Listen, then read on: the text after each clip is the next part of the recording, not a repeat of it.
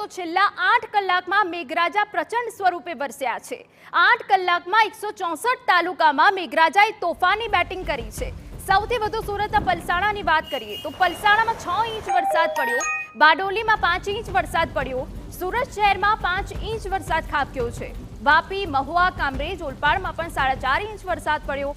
રાજ્યના 26 તાલુકામાં 2 ઇંચથી વધુનો વરસાદ પડ્યો છે। દક્ષિણ ગુજરાત અને મધ્ય ગુજરાત અને સૌરાષ્ટ્રમાં વહેલી સવારથી જ મેઘરાજા ધબધબાટી બોલાવી રહ્યા છે।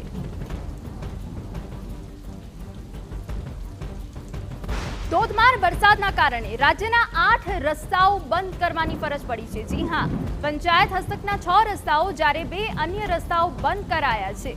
ભારે વરસાદને પગલે સ્થાનિક તંત્રનો નિર્ણય। રાજકોટ અને પોરબંદર જિલ્લામાં 2 રસ્તાઓ વાહન વ્યવહાર માટે બંધ કરી દેવામાં આવ્યા છે, કેમ કે રસ્તાઓ પર પાણી ભરાઈ ગયા છે।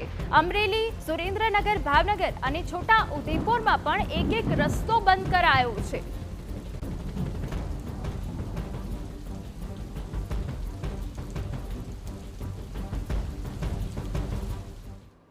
હવામાન વિભાગની આગાહી વચ્ચે